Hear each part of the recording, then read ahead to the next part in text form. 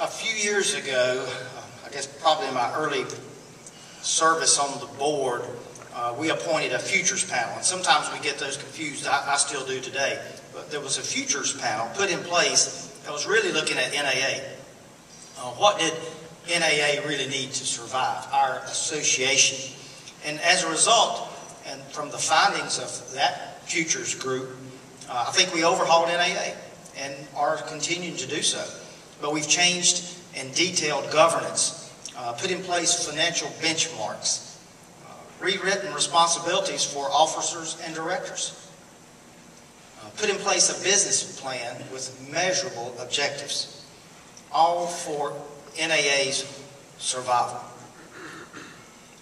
Well, during this time, and just a few years ago, our economy had a pretty serious hiccup, maybe a heart attack.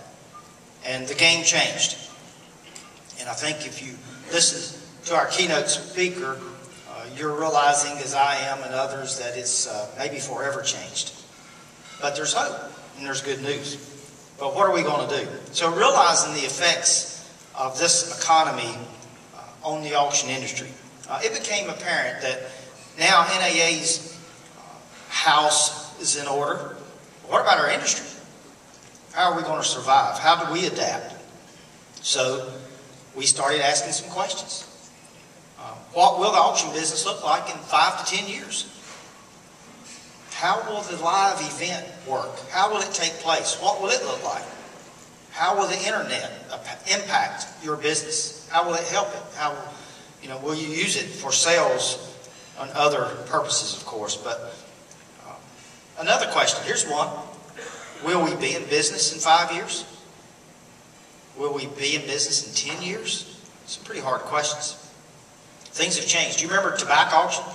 Tobacco auctions as a young guy in the fall of the year in North Carolina, we'd go to the tobacco auction. It was an event.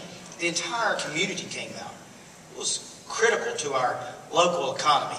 Those auctions are gone. They're history. And here we are today in the auction industry. So what about our future? Can it be taken away from us, snapped away? What should we do? So those kind of questions kind of were evolving and being discussed among our board members and leadership. And we realized we just can't keep doing what we've always done. Just can't do it. There was a period of so many years where we could. The sign and the paper and the direct mail, the crowds came, and money has changed hands freely. Sometimes we say the good old days. Well, what about the good days of today and tomorrow? So the council was put in place and appointed to really look at the auction industry and the future of our industry. How can we as auction professionals survive? But I don't know about you, I want to survive successfully. Today we want to address 4 macro levels that we identified in the paper. There's recommendations in the paper for NAA, and there's recommendations for auctioneers. We're going to talk today more, I think, about those that are for the auctioneer, the auction professional, the auction marketer. But the good news is if you've read the paper, and even if you have not, you should, because there are quite a few recommendations for auctioneers. They won't work for every auctioneer. Everyone's business is different.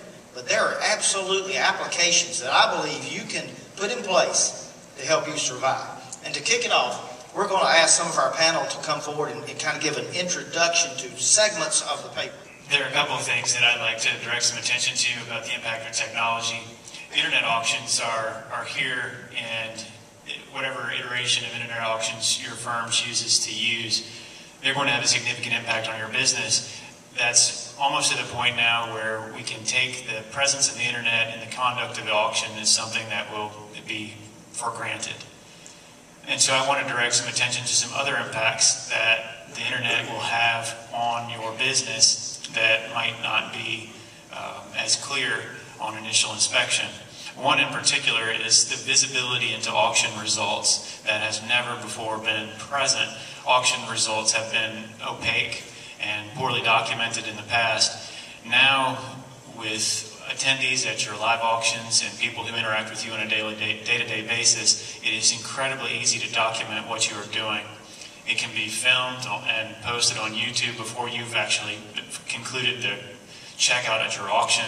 The total results of your sales can be posted. The results of the sales can be pulled from a courthouse retrieval system or some other system where you can have access to the closings that your company has conducted, and people can, a competitor or someone who's interested, if they were doing due diligence on your company, could look up and see exactly what your closing ratio was. That's never been possible before, but it is now. And it's every time that you have an interaction with a potential customer or a potential purchaser at the auction, you should assume that you're being recorded into posterity. And that's not necessarily a bad thing. I think it's a really good thing. It has theoretically the potential to raise the bar and elevate the performance of the membership overall, which would be good for all of us. But I think it does shed some light on the way that technology is going to affect us, will benefit those who have high sell-through percentages, those who are closing the assets that they represent. And I think that'll come under scrutiny the way it's never come under scrutiny before. I don't know if any of you have visited the website machinerypete.com. He sheds a lot of light on results of auctions that take place in the agricultural equipment. First, I have to say I'm honored to be on this panel with some very esteemed colleagues. I have only been in the business since 2004. And my background is marketing and IT, and it's because of many of the people in the room and on the podium that I guess I'm here today, because I've learned from many of you.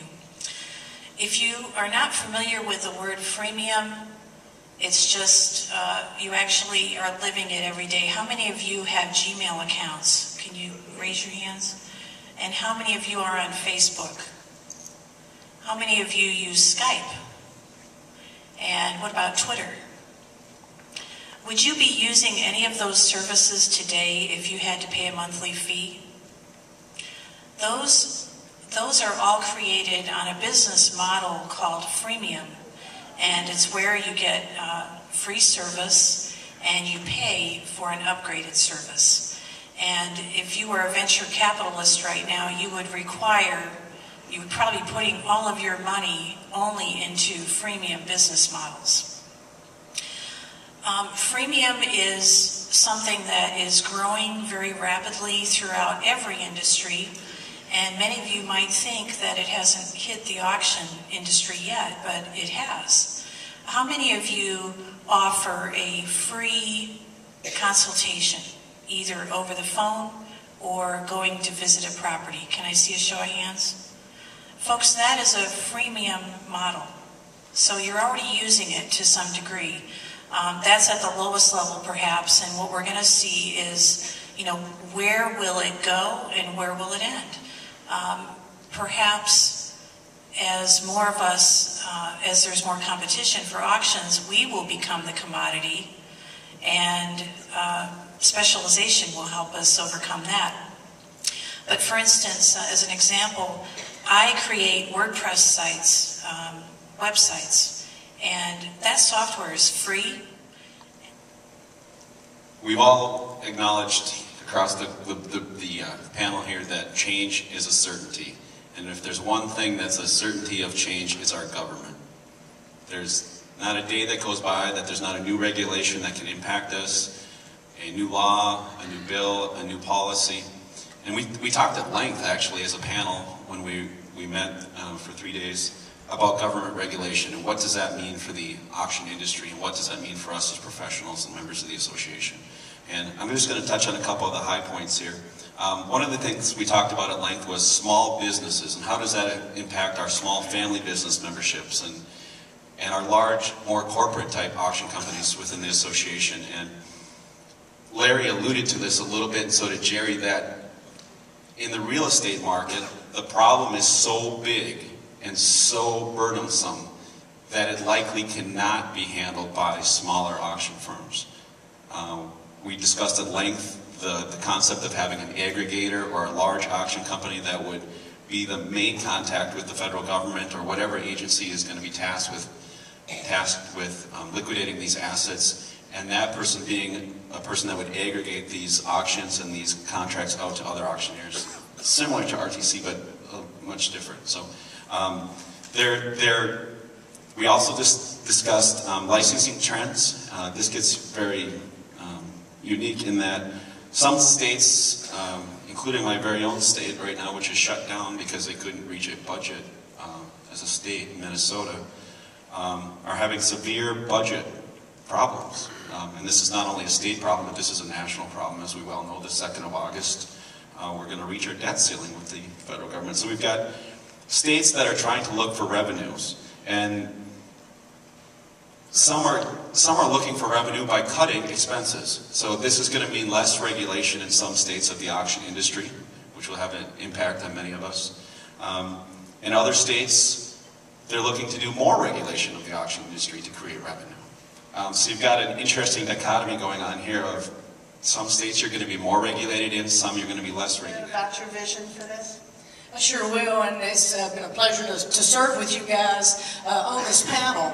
As it came before the board and we discussed this, and they charged the executive committee to come up with a plan, and the executive committee, we all looked at each other and said, we need help to develop this plan. So as Hannah said, I got with Mark Rogers and said, I want to appoint a group, and it's a very strategic group, and I do want to announce who they are, that is helping us in the NAA Vision 2015 task group.